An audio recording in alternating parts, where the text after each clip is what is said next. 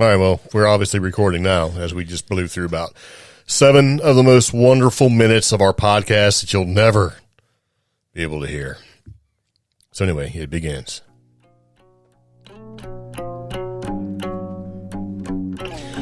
This time, you're listening to the CreepGeeks Podcast. I'm Greg. I'm Omi. And we're just going to get started. All right, so anyway, I had a little bit of a technical misfire there. It happens sometimes, but this particular podcast, Season 6, Episode 243 of the CreepGeeks Podcast, is entitled Crazy Paranormal Theories about Paranormal Theories, and Ghost Adventures Zak Bagans continues. Yes. All right, so moving into the podcast, there's a couple things you need to know. We have a lot of stuff to talk about. We're going to get to it right away. Sure. And hopefully you'll be enthralled with what we're going to talk about. And we have some crazy theories. And just so you know, I'm going to give you a little warning. You can't prove any of it. Okay? And neither can I. That's the best part of it. So anyway, I thought we'd kind of move into the podcast a little bit and talk about some news, right? Mm-hmm. And we're going to skip some stuff that we always do, except for what we're having for dinner. Because joke's on you, we've already had it. What was it? We had garlic ginger teriyaki chicken ramen. That's way better than what I wrote down. Yes, it is. Ramen chicken. Because now I'm angry that you just summed it up into 3 words. We had garlic ginger teriyaki chicken with lemon and soy on top of TikTok ramen. And a splash of honey. Yes. I substituted half of the sugar in the recipe for honey, local honey. Very nice. Yes. Was it organic? Moving on in the podcast. Was the honey organic? I believe it was. Okay, so anyway, moving back into the podcast, this is something that I thought was pretty interesting to put in here, and it's something that kind of goes to the point for a couple of different things. Number 1, this guy is popular. Number 2, and whenever you put him in your podcast, you're going to get more listens. Really? Yes. We've done this 3 times, and 3 times there has been a small spike in listenership. Do we really want to tell other people that? I mean, hey, we can do whatever we want. That's the power of radio. No, it's not even radio. We don't rate radio, right? That's the power of paying $14.95 or whatever it is, depending on your anyway. So, okay. So he's done a multi-year agreement. Zak Bagans is who we're talking about with Discovery Plus. Okay. And what does that mean? We don't have Discovery Plus, so I don't know what that means. But I do know that this particular article that came off the Travel Channel, shocking, right? Yeah. Which has been the home for since I don't know if it's been a home for the entire time, but okay, so Zak Bagans and Ghost Adventures has really been around for like 13, 14 years, right? Yeah. So now he signed a contract to be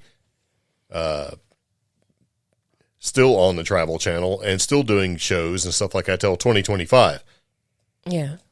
Because they don't make it really clear exactly what he's going to be doing other than what he always does, except to say that he's going to be doing multiple new supernatural projects. Yeah, they do. And new episodes. I mean, they do state, new seasons of Ghost Adventures, new seasons of the semi-scripted series, The Haunted Museum. Yeah. And then all these untitled creative projects he's had in the works. Yeah. So, which just means that he's got money now with this contract to be able to say, I would like to do this particular project, and they're going to go, okay. Yeah. Now, it doesn't really mention the Ghost Adventures crew, his compadres. But one has to make the assumption, though, if they're going to be having new episodes of Ghost Adventures and Bagans is going to be allowed to do multiple projects, that they're going to be there too. I don't think they're going anywhere. No. And they certainly make it clear that, in this particular instance, that Bagans is indeed the paranormal superstar. Yeah. Which I think would probably make some people angry, because there's a lot of people out there that just do not like and like Zak Bagans or Bagans and Ghost Adventures crew. I used to always be very critical, but then, if you sit down and think about it, he is giving audiences exactly what they want. And there is a demand for this type of paranormal show. Yes. On top of that, I do really like how unlike some other paranormal shows, he goes to places that, you know, have been researched and are, you know, interesting. Yeah. I mean, there's only so many colonial era East Coast places that I can digest. Well, I mean, they kind of almost act like they operate in a vacuum. In other words, they're going to do what they're going to do, regardless of whether somebody else or another group or another show has done it as well. Yeah. And a lot of times there has been no other place that's done it except for them. And they keep coming back and they keep doing their own thing. And, you know, I would like to see them do some collaborations with some other famous groups, but they probably never will because those other famous groups have bagged on them. Right? Mm-hmm. And, you know, sort of cast the side eye for this Ghost Adventures crew and Zak Bagans, which is funny because it's like you're bagging on these guys, but you're just as bad because at the end of the day, all of this stuff, no one can absolutely 100% prove anything. Which is funny because didn't we as far just, as paranormal goes, like within the past week or so, see an episode of the new Ghost Hunters, and they had the kids from Destination Fear on? Yes. And Destination Fear, I know it's like, was it Dakota or Tanner? One of them, they started working with Ghost Adventures first. Yes. That's kind of how some of that came about. Yeah. So it's like these other groups that don't really say much about Ghost Adventures or have a high opinion of them, somehow their continued existence, though, is reflected on the popularity of Ghost Adventures. Yeah. Yeah.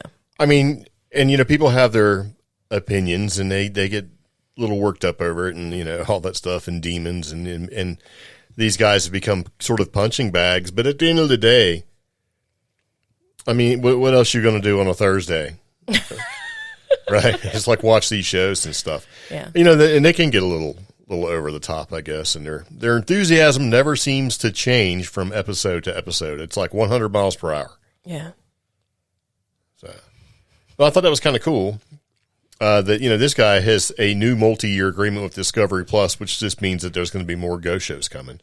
And at the end of it, when you get 20 years down the line, you're going to go, man, that show is still on, and all these other ghost shows are going to be long gone. Because that's exactly what's happened.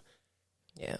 And then you get excited when shows get resurrected, and then they go away again because they suck. And then they come back again going, look, we're better now.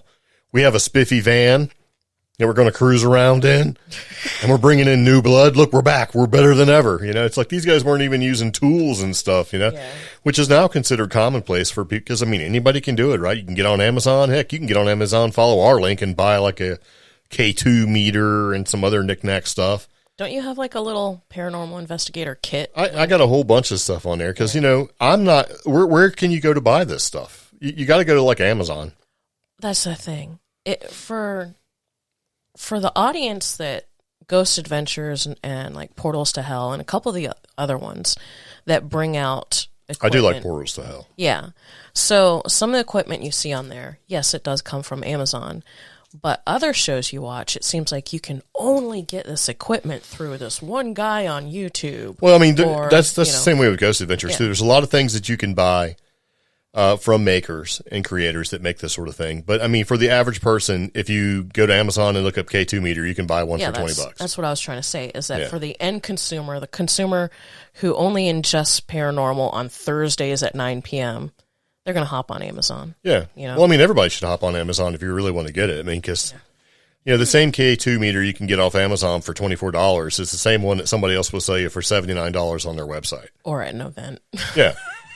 And hey, I'm all about supporting local and everything like that. But at the end of the day, I'm broke and I'm not a sucker. I'm not going to pay, you know, 3 times the cost because you're local. Yeah. I mean, at the end of the day, what part are you taking advantage of me?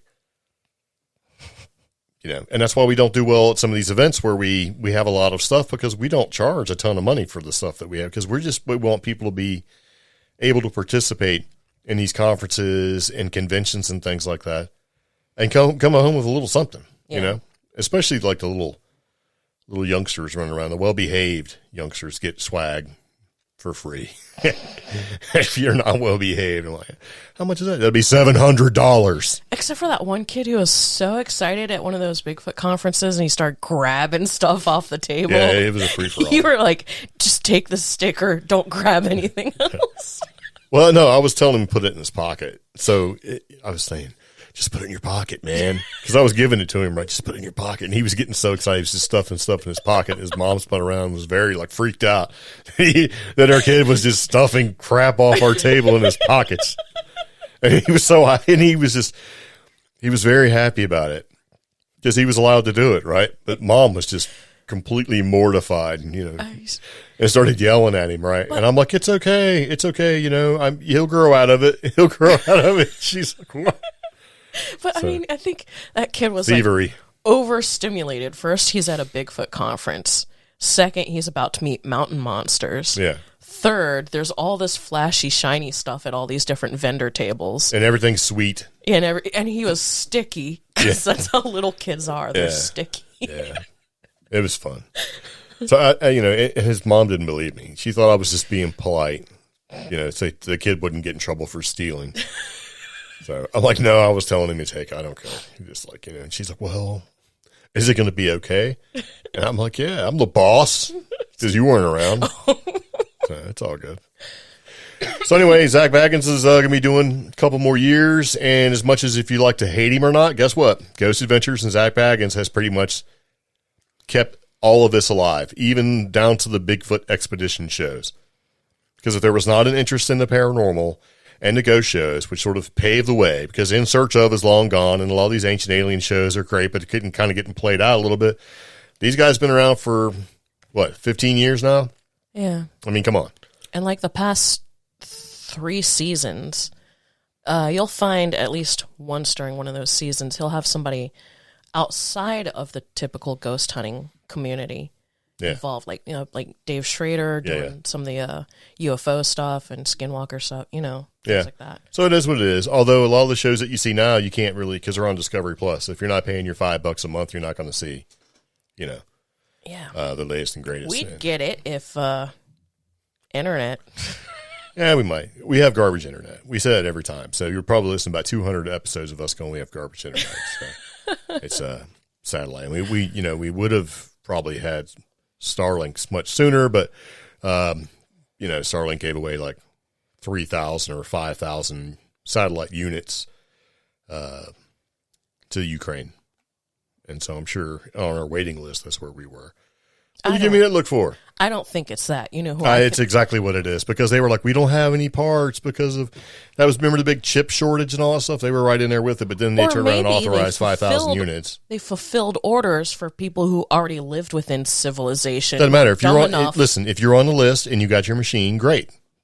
If you were on a waiting list and they had earmarked 5,000 units for the next 5, because it says it's basically first come first serve based off your order and reservation, and now you turn around and you send 5,000 of your units, which were already slow to begin with because of the chip shortage, and you're just not going to get it. And that's exactly what happened to us. And there's nothing you can say that's going to convince me otherwise. I watch this every day. Every day I check my email. I still blame. And I look, and you know what it says? Nothing. I still blame the large amount of uneducated consumers who bought ahead of time. Well, they're allowed to, though. It's not based off of your need. It was basically first come, first serve for them to fill up the cell area. So, greedy people are like, well, I already have, gigabit Ethernet. I want to see if this is better. Yeah. I mean, guess what? It's not. Shock. It's satellite. And it's for people that can't get quick internet. Anyway, that little sideshow, anyway, let's not get started on that. Those punks. So you remember a couple episodes, we've talked about this off and on for about 2 years now.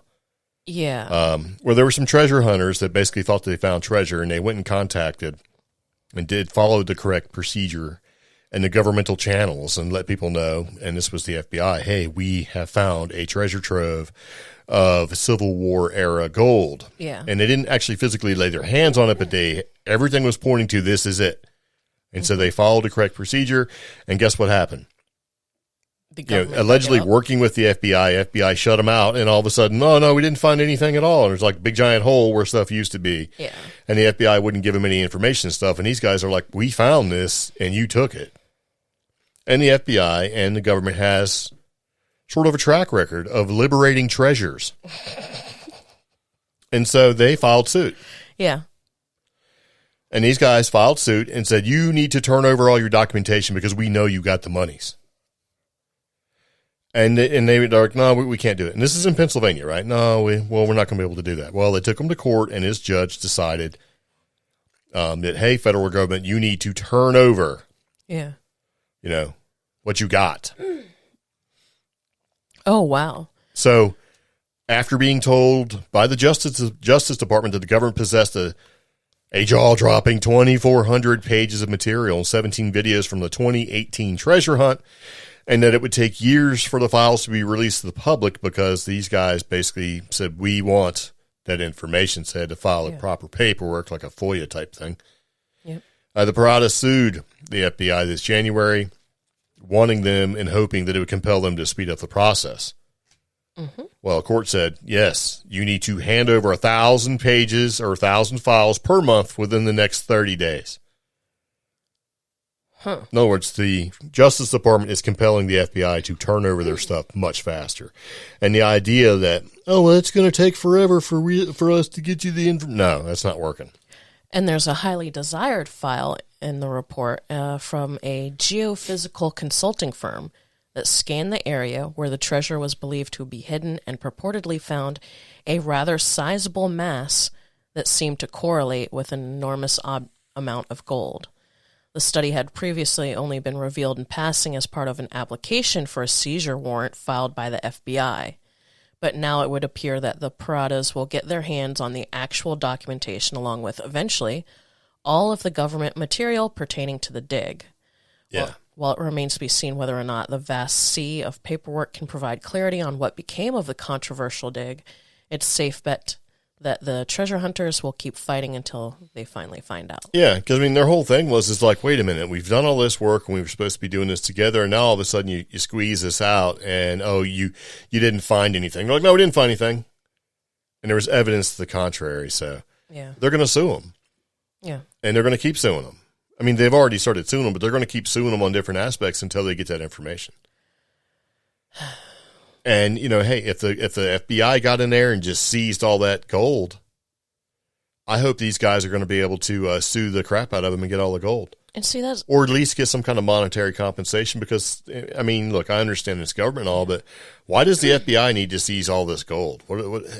That's the part that really confuses me because you would think if this was Civil War era gold or government-related gold, something like... What's that? The Treasury, they would do something about it. A different branch of the government, Well, maybe that FBI office or whatever is working on behalf of that different branch of the government. Who knows? But I hope they get sued to death and have to give up something. Yeah. Because at the end of the day, government works for the people. And a lot of times I think government thinks that you're not the people. And I got a problem with that. Yeah. Granted, hey, I may be just one taxpayer in the, sea of many, but at the end of the day, dude, you work for me. The federal government works for the people. Now, I don't want this to come across the long way. There are some things that the general populace, the general public does not need to know about. Mm-hmm. And anyway, so let's not go down that rabbit hole of national security and all. But I don't think we need to know everything because at the end of the day, the public as a whole is pretty kind of dumb when it comes to sort of this. When it comes to this, when it comes to treasure, I don't think the government should have that much of a hand in this. I don't either because, you think if anything, you'd let these treasure hunters get the gold and turn around and tax the crap out of them like they do for everything else. Yeah. You want to get paid? Don't tax that. There's so little known or alleged treasure left in the United States. That we know of. That can be successfully tracked down. You know, these guys did their work. They should be able to, get a little something from it. At least anyway, that's what I think. So speaking of children at a South African school getting slapped by Ghost Granny. Great transition there. Yeah. It's a segue, right? Nice segue. So I read this and I thought this was funny. I just put this in here because I thought it was kind of funny, right? So in South Africa, there's basically an elementary school that was forced to cancel classes for the day after several children reported being physically attacked by an aggressive apparition resembling a little old lady. Wow. Several youngsters claimed that a short, granny-like figure with dreadlocks had appeared before them in their classroom. Yeah. Eerily, it was said that the suspected spirit was only visible to the students and that it proceeded to slap the children until they threw salt at it. Yes. That's an interesting detail. Yeah. Yeah. Like right out of Supernatural. Right? Yeah. So here's the thing. They probably deserved it. That's all I'm looking at, right? This ghost apparition is like this little old lady. She's probably just smacking the crap out of these kids to get them to pay attention and to do good in school. Okay. Yeah. So it's a weird account, and it may be some kind of mischief on the part of the students in the form of a prank being played on their teacher, but the terror that swept over the classroom was seemingly very real. And administrators at the school were forced to cancel classes over the unfolding furor and had to call the pupils' parents to retrieve their kids. Now, I got to be honest with you. If you're working, a job or whatever, and you get a phone call from a school that says, hey, we need you to come pick up little Johnny Monkey Knuckles because a ghost is smacking your kid, I'd be like, what? Come on. Yeah. You'd be thinking, okay, well, this is complete BS, and, who's really smacking my kid? But I just thought that was the first I've ever heard of a ghost granny smacking the crap out of kids in school. Yeah. Now, what if this ghost granny is just smacking every kid? Because, back in the olden days, if she's as old as she could be, you didn't just punish the one, you just punished everybody. So that way, the person that did whatever it is to get the punishment deserved it, but it was a warning for everybody else. Yeah. I'm going to smack you and the person next to you, and that way you'll keep everybody in line. So I thought that was kind of funny. Ghost granny. With dreads, little short dreaded ghost granny smacking kids, just showing them who's boss. It's probably like sit down, smacking them around, right? Yeah. Yeah. Okay, and we've seen this before. This was the Alabama cops and this viral Sasquatch hoax that you got all angry about last time. Yeah. So finally, the authorities have stepped in. Yes, finally, thank goodness, the authorities have stepped in. Now, this one.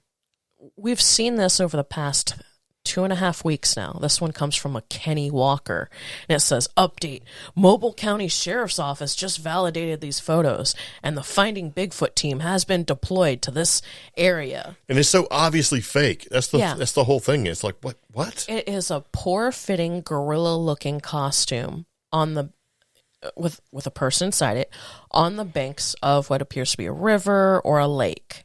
This one allegedly came from Semmes, Alabama, or Mobile County, Alabama. Now, or Mobile. Is it Mobile?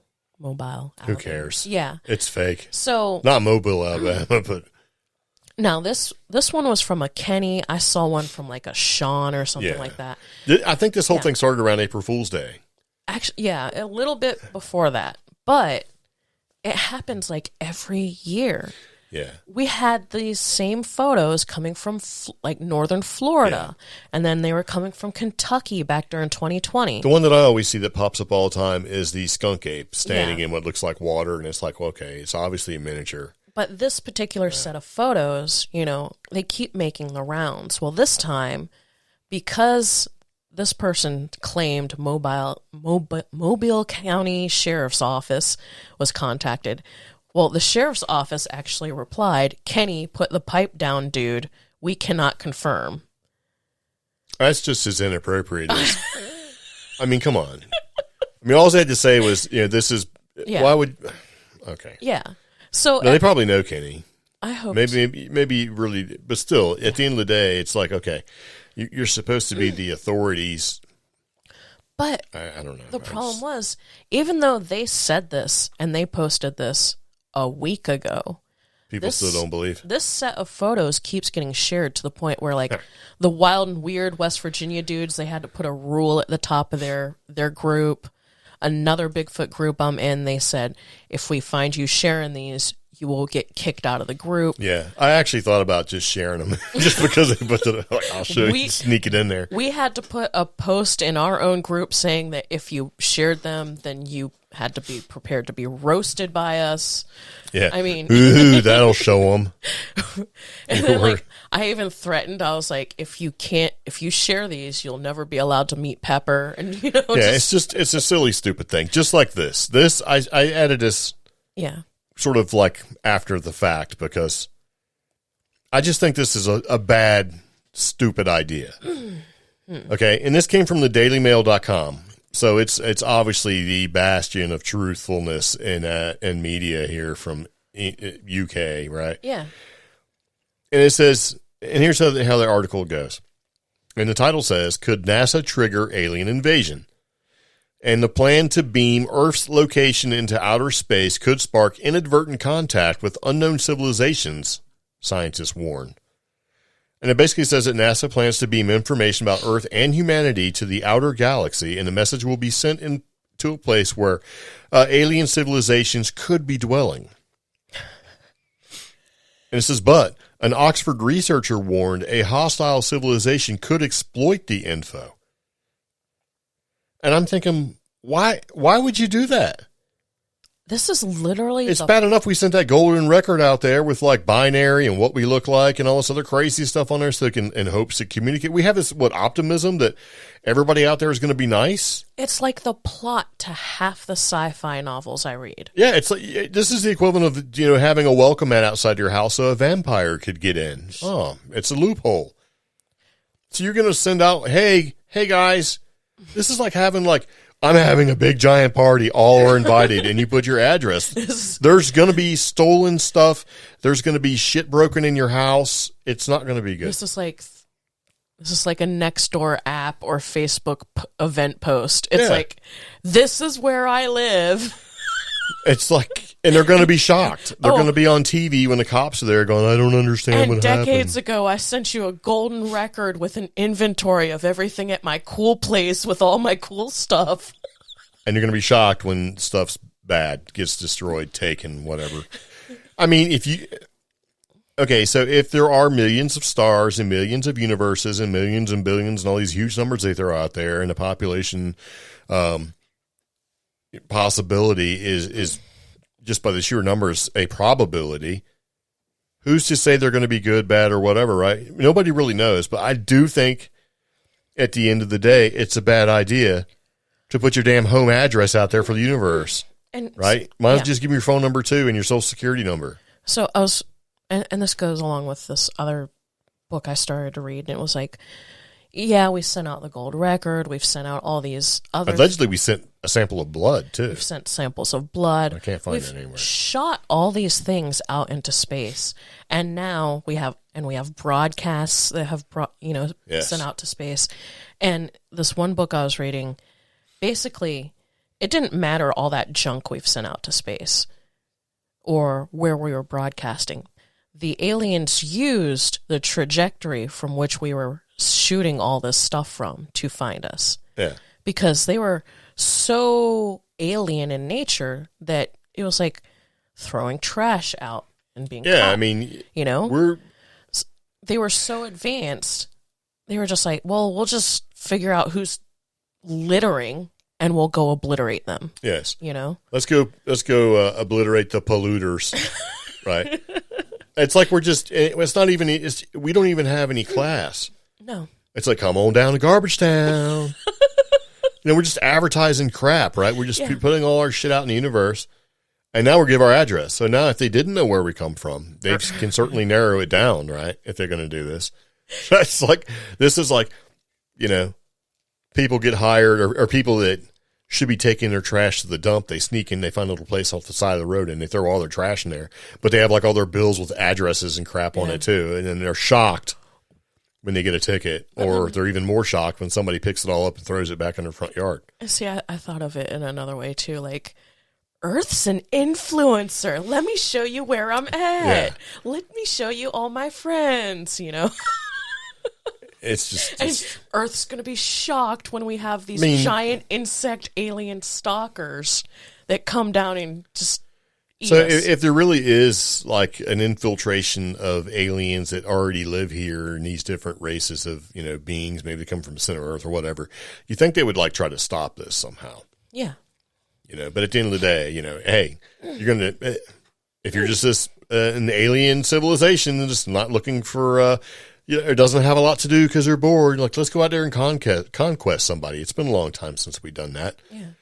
And hey, if this whole thing was created by an alien war that occurred a long, long time ago, like some people say, ancient aliens say, and it's like kind of died down and people forgot about it. I mean, like, oh shit, that's right. There was a war we were fighting over this planet. Let's go back. Yeah. And get all this gold. Or water. That we didn't get. Or nitrogen, water or nitrogen or any of these valuable things that we have. And yes, Earth Day was this past weekend or whatever, but any civilization, in theory, if we go by the study of sociology and stuff like that, and like the evolution of cultures, if there is an advanced society out there, they may have been on the same trajectory as us, where they may have caused harm to wherever they lived, or their home is no longer suitable. Therefore, let's find this more primitive civilization on this more primitive planet where they haven't trashed their oceans completely yet. Let's go there. Well, I mean, here's what's going to go out in the message, right? Yeah. It says the planned message, which will end with an invitation for aliens to respond, includes basic mathematical and physical concepts to establish a universal means of communication, right? Mm-hmm. Followed by information on the biochemical composition of life on Earth. So that way, if they're like, I don't want to go there, it looks dull, it looks boring. Well, wait, they have all this stuff, right? It'll also broadcast the solar system's location in relation to major cluster of stars. So that way, we don't want them to get lost on the way here to kill us and eat us, right? Yeah. As well as digitized depictions of the solar system, Earth's surface, and male and female humans. And NASA does not plan to send a message itself, but proposes instead that it be broadcast from China's 500-meter aperture spherical radio telescope and the SETI Institute's Alien Telescope Array in Northern California. And the project's team of researchers said, and these are the stupidest people on the planet, in my opinion, right? The project's team of researchers said that communication is an incredibly intriguing development in the scientific exploration of the cosmos. Stupid. I think it's stupid. Mm-hmm. I mean, we don't know what's out there, so why would you advertise? What do you think is going to happen? Because I think that the idea that there's such an advanced civilization out there that they're just going to be completely peaceful is not going to be the case at all. Because, I mean, there will all, light and dark, right? Everything is light and dark. You might have some nice, light worker aliens out there, and then you're going to have the people eaters. Yeah. It's just dumb. I mean, you should definitely keep your mouth shut until you figure out what's going on. Yeah. I mean, think about this in nature. You hear little baby birds peeping. When you get close to them, what do? They stop. Yeah. You know why? It's guaranteed survival. Yes. Because you know what? Nature's tough. Yeah. Let's just throw it all out there. They don't send an Evite to the entire universe. Right. They might as well just send the Earth's PIN number to all the resources and stuff. Oh, hey, yeah, my password is password. You're cordially invited to invade us. Yeah. And I understand the optimism with scientists and things like that, but you're stupid.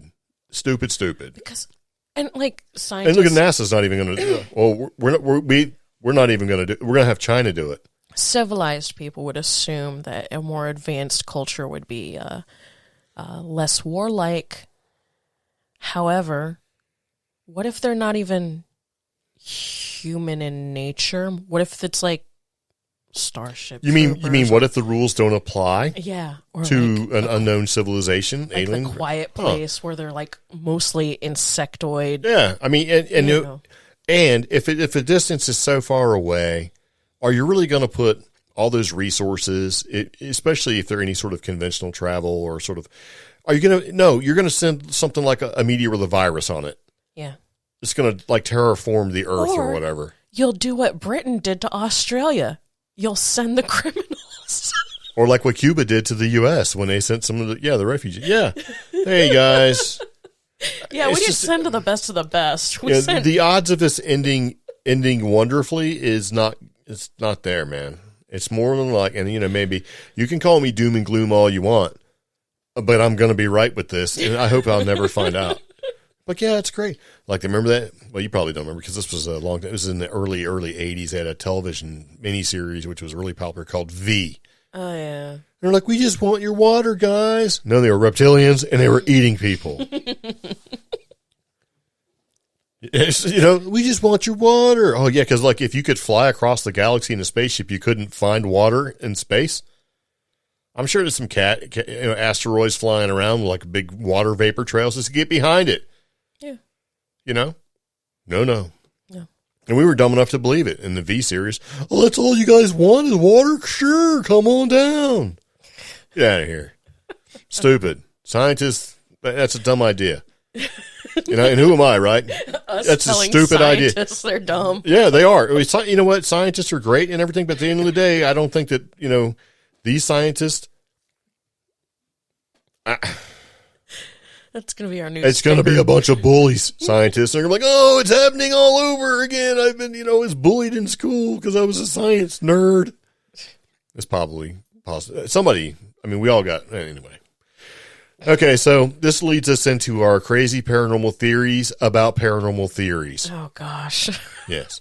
And we're kind of rolling through the podcast because it's a lot to talk about. And, we're not... Stupid scientist. Okay. So some of these theories, in all fairness to Omi, I didn't tell her or show her. I just put them in here and said, we're doing the podcast. Get ready. Which kind of makes me mad because number one is really good and we should actually do a whole episode on it. Well, here's the joy of it. I can easily delete a bunch of these and not say or save them because I thought they were. I stayed up late one night and had all this crazy. I was like, what? So I kind of put them down there in a way that I thought was, So we're going to start off with flying saucers. Okay.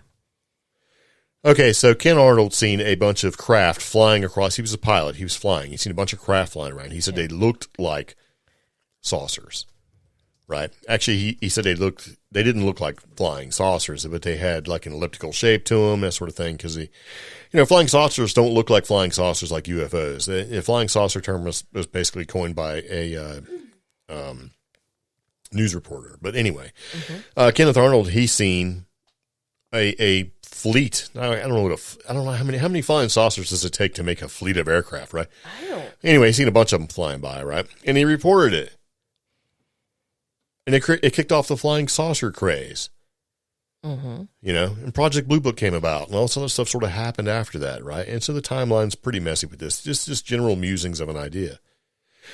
I think the flying saucer sightings that were flying in formation, which is kind of weird, but anyway, flying in formation, I think that those were basically Nazi craft that were liberated by the U.S., by the U.S. military, World War II.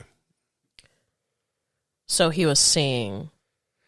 To him, he was seeing something he's never seen before. It was otherworldly. He was seeing U.S. pilots returning these Nazi craft back to the United States. Then bringing them into the United States. I think that a lot of military technology in World War II, and the Nazis specifically, created this crazy stuff. I think they were stolen and brought to the U.S., not necessarily under Operation Paperclip. So, you're... like the series of flashes he saw and the 2 or 3 that he saw fly by, those were U.S. pilots bringing these aircraft to the United States. I don't know. I don't know if they were U.S. pilots. Okay. There's nothing that says they were piloted at all. Who knows? Okay. I think that there was more than 2. There was a bunch of them, but I think that they were basically Nazi aircraft or Nazi-created craft that were basically brought to the U.S. Okay. And they kind of ties into the Roswell crash. I think that was a test Nazi craft. Like the Hanbu or something. I think that these craft were liberated from the Nazis, and then the U.S. government was trying to get a handle around technologies and things like that, and was trying to test them out and fly them and reverse engineer them to try to figure out how they worked. And I think that one of these things was a crash that happened in Roswell. Okay. And I think that some of the crashes and weird sightings and stuff were basically bringing in this fleet or this bunch of stolen, World War II Nazi technology.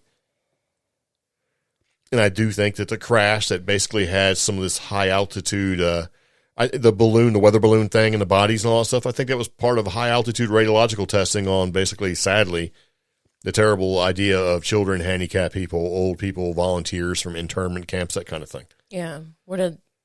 There's a horrible term for that. And this came from Nick Redfern, who said, what if this is what it is? And the more you think about it, what makes more sense? Unfortunately. Yeah. Yeah.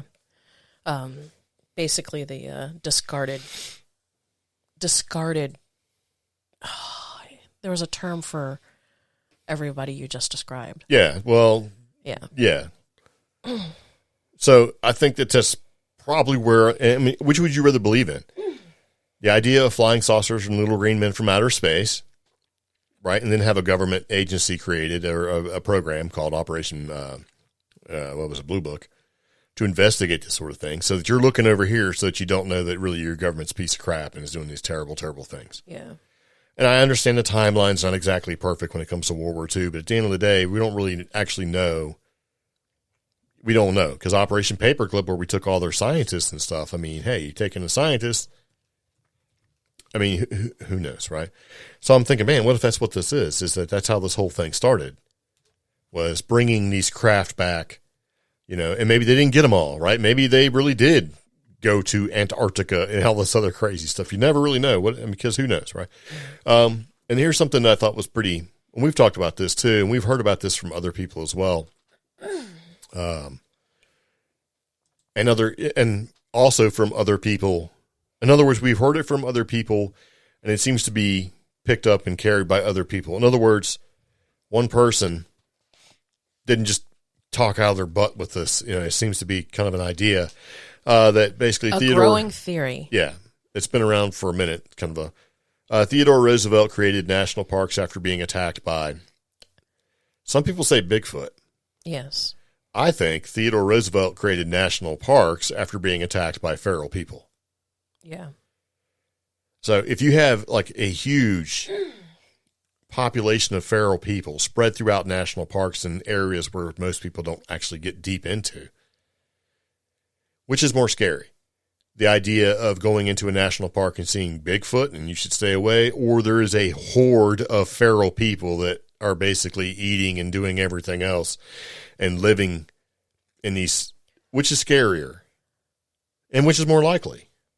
So that's the thing. It is easier to say, oh, there's a big, scary, mythical creature or monster. Or a giant. That's lurking in the woods.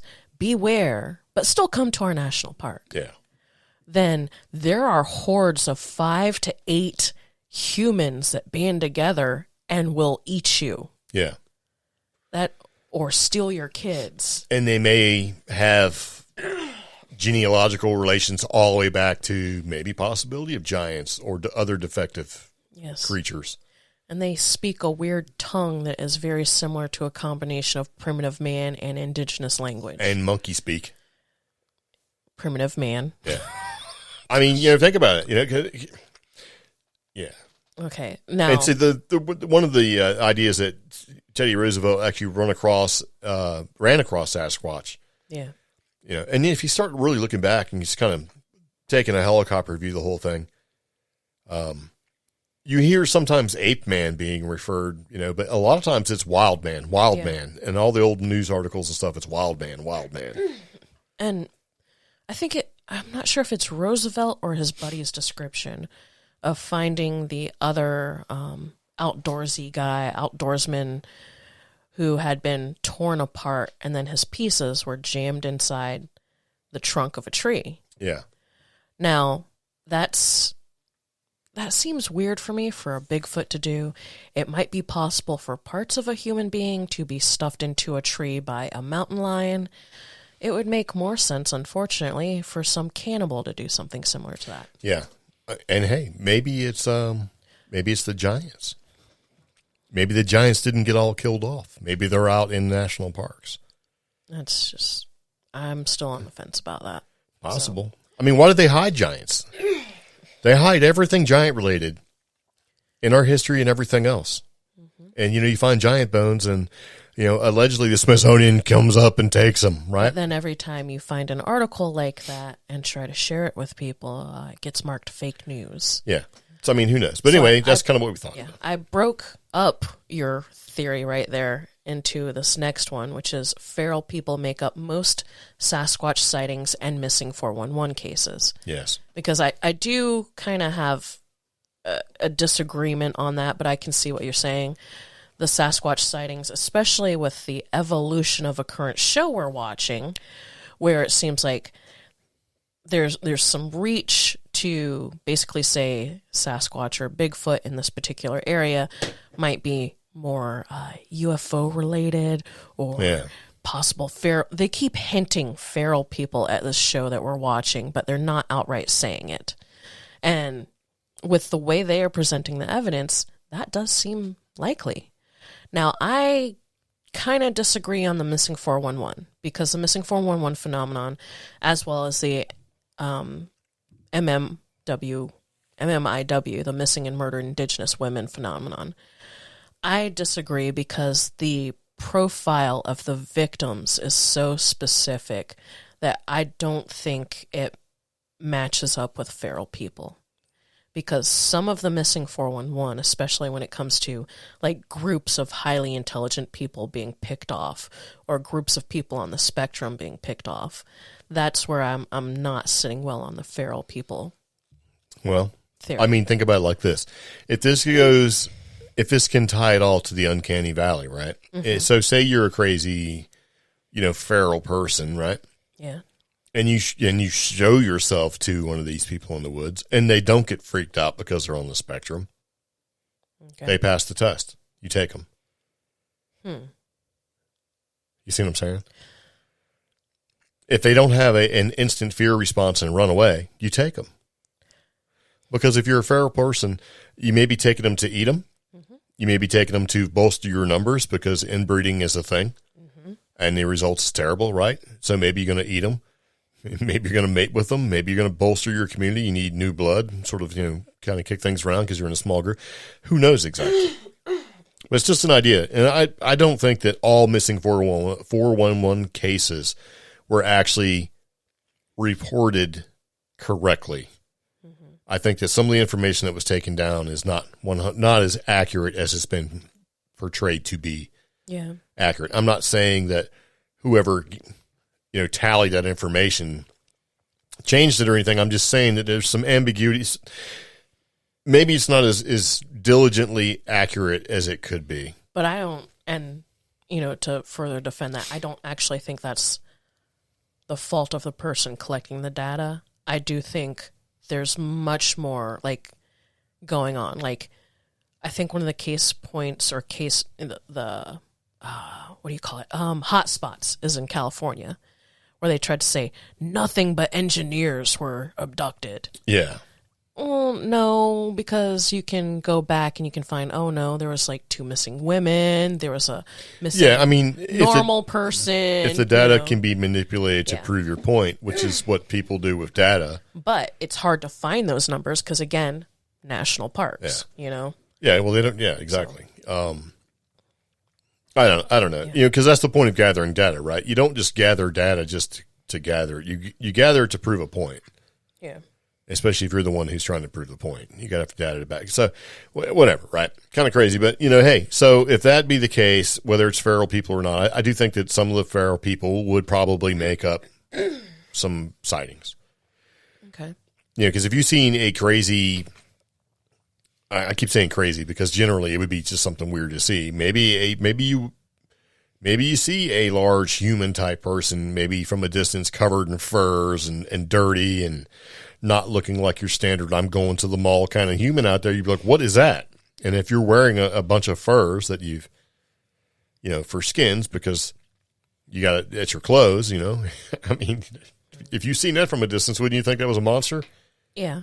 I mean, your first inclination is not going to be like, oh, here's a feral person who has never lived in society. You're not going to see, because there's a lot of instances, though, if you start looking at feral people in general, the idea of it, and you start looking at like, well, oh, we found this kid who's been living in the woods all by himself for 10 years who can't speak, and where did they come from?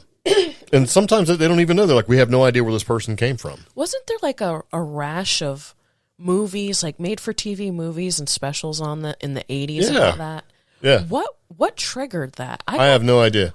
There was even television shows like Wolf Boy, or it was like Wolf Girl. That was the one. Well, there was some 80s shows, but yeah, I mean, there was So for a while there, you had to worry about quicksand, Bermuda Triangle, and all that stuff, and you also had to worry about like Dog Boy.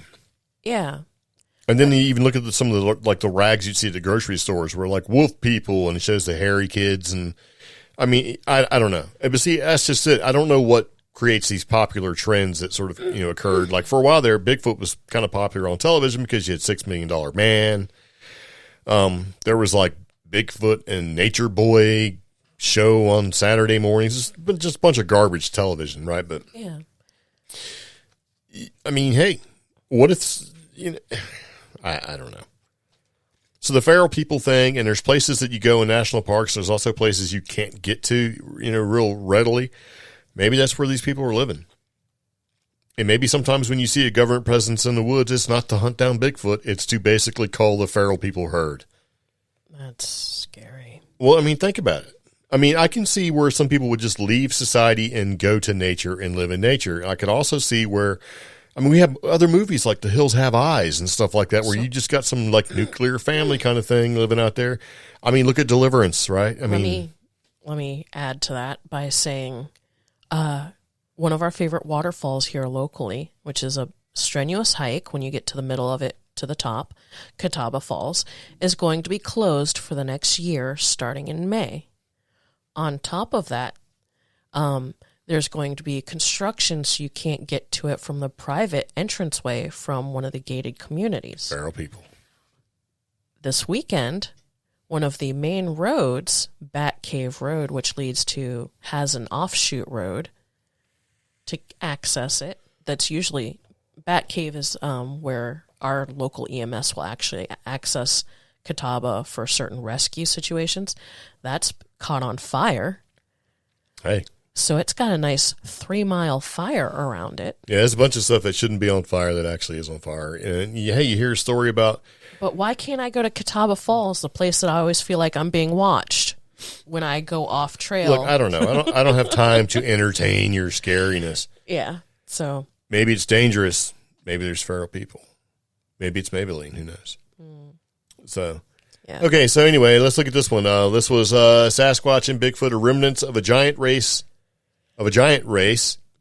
or let's just say of the giant race, and the offspring, which are now basically mixed giant and human hybrids, have created these large Sasquatch-type feral people creatures. This isn't a crazy paranormal theory. There's a lot of people who think this. Can't prove it. It's kind of crazy. True. If you go, because I mean, okay, so what's easier and more digestible? Sasquatch is a large North American primate, because that's a natural creature. We found gorillas, right? Gorillas didn't exist until like 1800s. Now all of a sudden there's a bunch of them, right? Yeah. They existed to the local indigenous people, but not to anybody else. I mean, think about orangutan, right? That's where we get the word orange from. To describe the color orange, it came from orangutan, because they were called orangs. Look it up. I might be right. Might not, right? So if the Sasquatch and Bigfoot are basically remnants of the giant race that's been mixing with humans, maybe they're what's creating the feral people. So maybe you have like regular people that are just crazy and just went off in the woods, live on their own, and then maybe you actually have a piece of a sort of like indigenous feral people that came from interbreeding in a way that is scary as hell. And that's why we have national parks. And there are certain areas that you cannot get into, you can't develop, you can't do any of that stuff, because they like to hang out there, and we're okay with them hanging out there. But if they ever really got out, then we'll send in teams of special operators from the government to fly in with a helicopter and cull the herd, like they did in Boone, North Carolina. Okay. So that's a crazy theory. Here's a good one. The paranormal exists in the frequency of energy harmonics that are just before and after our energy frequency. Plus or minus 10%. That theory is used oftentimes in a lot of paranormal books. So it's like the ghosts are just outside our frequency. So if you change your Of vibration. course. This goes back, way back since the beginning of frequencies. Yeah. So if these things can operate just out of your field of vision, just out of your energy, all that stuff, I mean, hey, man, you're touching the paranormal all the time. You're just not aware of it. Some people are more attuned than others. And are those people defective? Maybe. So here's one of my favorites. Mothman, Flatwoods, and Kecksburg, right? Mothman, like the monster, Mothman, Flatwoods monster, and the Kecksburg UFO acorn, right? Crashed UFO. It's all kind of happened around sort of the same time. Let's just say between 1960 and 70, right? In that period of time, because there was a bunch of weird stuff happening there, like, anyway, meteors and stuff like that. All failed military technology. That's interesting, because that would all failed. Definitely explain some factors concerning Flatwoods. Yeah. Okay, so let's look at and Mothman, because there was the Cold War was a thing, and there was basically government/military installations that were constantly training for and to be able to infiltrate a Cold War nation to be able to spy and do other stuff, including extract technologies and people, whatever it needs to be. And they were doing some high altitude testing, right, to be able to jump in. And there were some of these tests that were done with these special forces units that were happening around that time, because there is a military base in and around that area. And the idea was that they were doing high altitude military jumps from high altitude aircraft. And what are they wearing? Helmets, red vision goggles and stuff like that, and having this big bat suit thing to try to slow them down. Yeah, and I just wanted to put in there a millennial addendum here for millennials who may not be aware of it. When you hear Cold War, you're not thinking, like what the movies have taught us, which is, that was from the 60s to the 80s. No, in truth, the Cold War existed from March 12th, 1947 to December 26, 1991. Yeah, well, there's some of us that say it hasn't ever ended. True. Yeah. So this March 12th, 1947, that would encompass a lot of these earlier incidents that Greg's been talking about, such as Roswell and Cuban Missile Crisis was a big one. There's a lot of Chestnut Ridge type stuff. Yep. Yeah. And think about Flatwoods, right? The Flatwoods monster. What was the Flatwoods monster, right? Huge 10, 12 foot tall alien type thing. It looked like it was wearing a hood. Looked like it had a skirt. All this crazy stuff, right? But what if it's a sort of a biomechanical type thing where you're actually testing flying around in some of these flying carts? Like a diving bell face apparatus with glowing eyes. Yeah, like maybe that would be called a helmet. Dog and one or two of the children were affected by mustard gas. Or something like that. Some kind of nauseous exhaust that was actually making them physically sick. And there is Army test footage of it looks like you see an Army dude wearing a helmet whizzing around in like a flying chariot. It looks stupid, but it has that sort of 1950s sort of feel to it.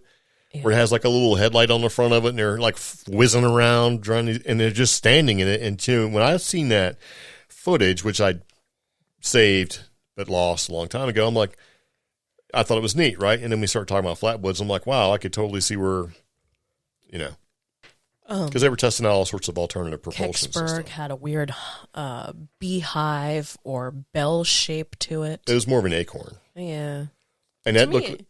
I mean, it was an acorn, it had a ridge, and it's, if you look at some of the information that's involved in that and how it looked, spy satellite technology type stuff, and they were quick.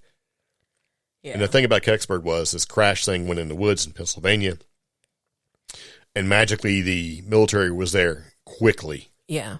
To take it, and it kind of makes you wonder if they're being tracked. Yeah, they're tracking with that. But so I think that a lot of this is really just Cold War related failed technology or captured technology. Because that makes more sense. Okay. So that's my crazy theory.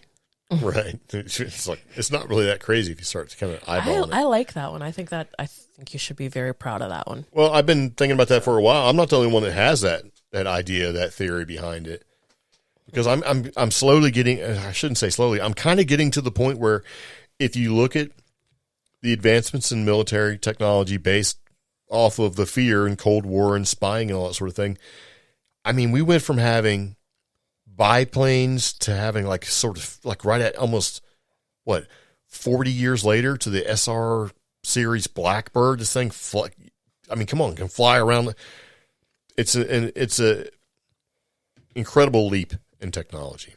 So, and that makes me think maybe we should find time to make an episode about stuff, UFO alien stuff that you think is not military related. It's kind of hard. Yeah. So I mean, because the more I look into it, the more I'm like, that could be explained. Okay. Like, think about drones, right? Everybody has a drone these days. Mm-hmm. You can pair them up and you can fly them together. So, but if you've seen that in the 80s, where you're basically testing drone technology, and you'd be like, what the hell is that? I've never seen anything like that in my life. And see, that's the thing. I don't want to think about those. I want to think about the things that are actually alien. Yeah, but how can you prove that? I mean, you have to where? Where do you find the information? That's why I think we should research and do an episode. Listen, we will, but I am not. There's very few things and places on the internet where you can go look and find stuff that makes otherworldly sense in a way where like, I have no explanation for that. Okay. I mean, we watched an episode of X-Files, right? Mm-hmm. Where these people were basically taken by flying saucers, right? They were abducted out of their car. Mm-hmm. And one was Russian. Yeah. Using psychotropic drugs, and the other was American using psychotropic drugs. One presented themselves as an alien, and the other side presented themselves as Sasquatch. Yeah. And they took the people. And so they took the people out of the car. So one was swearing up and down they seen and got abducted by Bigfoot, and the other one was swearing up and down they got attacked and abducted by aliens. So if the government gets you, that's like animal testing, right? So if we look at, like, I didn't put this in here because I thought about putting it in here, but if you look at animal mutilations, right? Think about this. So you're the government. You've been dropping and testing atomic bombs outside of Roswell into Nevada and everywhere else, mm-hmm. right? Everywhere else. And the clouds of the radiation fallout don't go away. They just basically hit the soil and they get absorbed in the soil. Okay, what eats the grass that grows out of the soil? Are you going to tell the American public that basically you've been bombing the entire southwest of the country there, and that, hey, you should probably watch out because the soil is bad, it's been irradiated? So how do you track that? You grab cows and you cut off the parts that would have the most intense amount of radiological concentration, like where uranium would live, and you go test it. Yeah. And you do it under cover of night. Because you don't want people to know you're secretly testing to see how bad the radiation is. I mean, if you look at the Southwest as a whole, there's some weird people there. Maybe this is part of it. Yeah. I was thinking about all the people who live right outside White Sands. Yeah. You can kick the dirt around, and and I think that's kind of what they're doing in Skinwalker Ranch. I think they go around and they start rooting around in the soil and kicking it back up again. And then they're shocked when they get these weird radiological readings and zap themselves. I found a really interesting Instagram account this weekend, and now I saved it. I got to find out what the name is so I can tell you guys. But it basically taught me that I need to go take some of my agate samples and some of my other samples that we brought with us and put them under that purple light. Because, yes, some agates will glow under purple light, but the ones that I got from Socorro and things like that, they have traces of uranium in them. Yes. So now I get to go see how much uranium we have. Hey, maybe that explains a lot of the weirdness that we're into now. Yeah. Bringing around radiated rocks. I mean, this account, they did a reel where they took an agate that looks a lot like one I have. Yep. They put the purple light on it, and that thing lit up. Yeah. I mean, and you look at some things too. I mean, back in the 40s and 50s and stuff, they weren't really the most knowledgeable when it came to the effects of basically prolonged radiation or radiological exposure. Yeah. I mean, come on. So, I mean, it's entirely, think about it though. Yeah. That's why they went to testing underground with these radiological, basically nuclear tests, because there is no safe place for you to blow up an atomic bomb. Which is why there's now entire sections of western New Mexico that are locked down Probably, but there's also testing out there with missile ranges and stuff, and they have to have fallout. No, these are underground places that no uranium was found. So I mean, I don't know, and I mean, most of these bombs that were tested are the equivalent of dirty bombs. Yeah, they're dirty. That's the whole thing. So I don't know, but anyway, there you go. Those were some crazy paranormal theories about paranormal theories. Okay, some may be true, some may be not. But as far as finding like real UFO stuff, that's going to be super hard, man. Because it seems like when you really start digging into it, the explanation that you can come up with today to explain what happened back then starts to make more sense if the government's been hiding their technological advancements. Mm-hmm. And they have. Why would you not? Especially when you're afraid the Russians can basically use psychic technology to get in there and figure out where your ships are. It's just I'm almost bored of that. So well, too bad. That's what it is. Be bored of the truth. If I could play the X-Files theme right now, I would, but I don't have it saved. It makes me think these things are mundane. So they are. Mm-hmm. They are mundane. The only thing that's not mundane is woo-woo stuff. And monsters. Okay. Like, why do we keep bombing the ocean? We know it's there. Right? Why do we keep bombing it and setting it on fire? When's the last time? Why is the ocean on fire? That's the shit that scares me. I sailed on the ocean. I've seen a lot of water, probably more than most people. I'm like, why would you bomb that? You could just go away from it. I saw a meme and it was like, It's like, this is how you create Godzilla. Yeah, I saw that one, but then I saw another one. And it was like, keep your chin up. There's a lot of fish in the sea, but there's also a Texas-sized floating island of plastic. So, yeah, there's a lot of trash out there. Be careful. It's like, and why can't we go to Antarctica? See, that's the stuff I want to know. See, because I don't mind the whole idea of the mundane if it ties back to ancient technology or something like that. In other words, what if all this mundaneness and stuff, and some of the theories that we have now are really just a diversionary tactic? Like maybe the Earth is much, much bigger than we actually think, and we're not allowed to see all of it. Like maybe we're in our own little spot, our little 7 continents, and we're like, oh, that's all there is. Maybe there's more. Maybe there's way more. Maybe the Earth is super huge. I think that Land of Mu is out there. Within the past 150 years, humans as a whole, humanity as a whole, has driven itself more towards embracing the concept of society and civilization, to the point where we are so congested and tightly. I mean, we think we're fancy because our neighbors are like a quarter mile away, not even a quarter mile away. And if I tell my friends who live in places like Albuquerque or Virginia Beach that, they're like, wow, that's far. But then when we lived in New Mexico, mm-hmm. It was like I could leave our house, I could turn left, turn right, walk straight for like 2 minutes, and suddenly I am in the middle of nowhere. Yeah.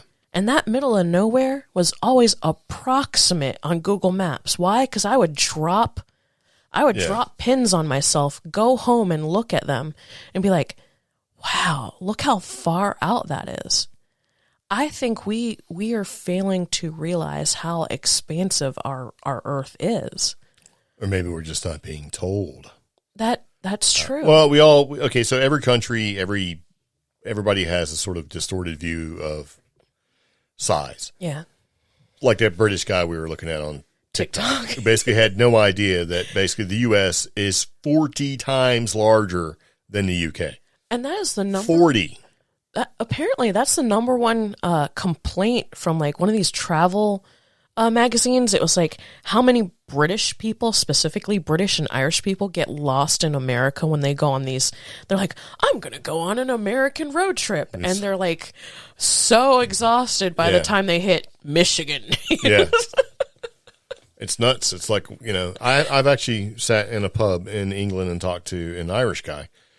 And he basically said, how far away are your parents? And I said, they're 400 miles. And he's like, how many days does it take you to get there? I said, what do you mean? He's like, how many days? He goes, my parents live, and he basically told me 160 miles, right? And he says it takes them 2 days. They have to stop.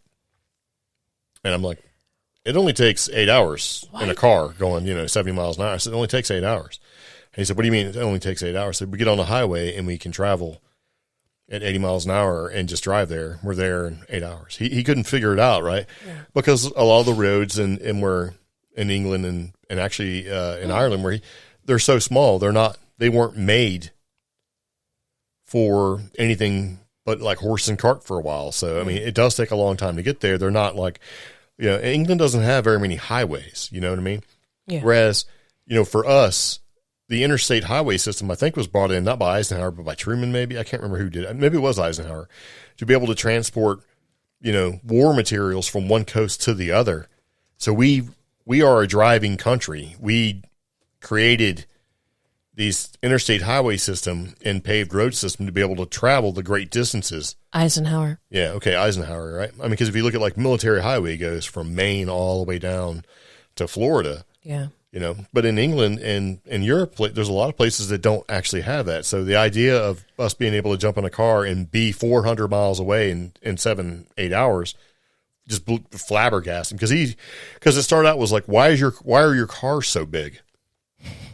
Because he's watching TV, in the 80s and 90s and stuff. You see these big giant land yachts that everybody drove around, and he couldn't figure out why they were so large. And it's like, because you got to be able to haul ass, man, in safety. You don't take So I just thought it was kind of funny. But see that, I had no idea how big the U.S. was. For us to think that the Earth might be bigger than it actually is, and we've gone onto the tangent of everything being like perspective as far as how expansive the United States or anywhere is. I'm sitting here and I'm thinking about like when we would go on vacations in New Mexico, and like I'm looking at some of these places that we went, 200 miles away, 202, 220 miles away, and we were still in the state of New Mexico. Yeah. Or like when you and Dave and your buddy Rick, y'all went to like Bisty or something and almost died, Yeah, well, Bisty Badlands, we won't speak about Bisty Badlands. Because you were so far out there in the middle of nowhere. Yeah. And could something... Well, that was one of the things that, we've talked about in the podcast way back in the past where, once we got to New Mexico, I carried like 40 gallons of water in the van because people were falling off the beaten trail and basically they just far enough off the road to where nobody would go, because why would you go there, and dying, like flat out dying, like you're at White Sands, you're in a park, you're in a national park, and you get off the trail and you die. You know what I mean? Because it's like stepping onto another planet, man. And, with our van, we had it set up to where if we broke down, we could honestly live for a month, hoping that somebody would show up. And there's a lot of places where, if you go visit that place on a Monday, nobody's showing up until the weekend. And then you may get lucky. Yeah. Because, it's a commitment to drive. Like I'm looking at this lost church I found in New Mexico, outside of a sacred area called Cebolleta. Yeah. And it's 70 miles away from our house. And my friend Adrian took me there, and it was like, it took us half an hour in an old 4-wheel drive vehicle to get there. Yeah. From like her reservation. Actually, she lived between the reservation and between a land grant. And it's like, I'm looking at this distance. It says 69.8 miles from one location. And I'm like, that's farther than it takes us to get to Asheville. But it never seemed like that. Yeah. You know? Yeah. I don't know. It is what it is. So. And speaking of is what it is the end of the CreepGeeks podcast for this particular episode. We are done. Hope you've enjoyed it. Yeah. I do want to thank everybody for tuning in, and thank you to our Patreon patrons. We appreciate your support. If you want to support us up on Patreon or just check us out, visit the link in the show notes. Everything we've talked about this episode, again, will be in the show notes for each episode that gets released. Oh yeah, and be sure to check us out on social media. We are trying to make our Instagram and our TikTok grow, so you can find us everywhere. Literally, CreepGeeks Podcast. That's how you find us, every platform. And we do want to welcome our new Patreons, and you know who you are. or who they are. I don't know if they want to be told. You know, it's kind of one of those things. You don't want to like advertise who people are. Maybe they don't want people to know. Yeah. That they listen to us. But we did get a compliment, though, where somebody was able to binge our podcast for like 11 hours on a flight. Oh, wow. And I started to apologize, but I thought, so sorry, man. It's all good. Yeah. Anyway, do appreciate you listening. So if you have any questions, comments, concerns, let us know. Yep. Otherwise, see you later. Take it easy. Bye-bye.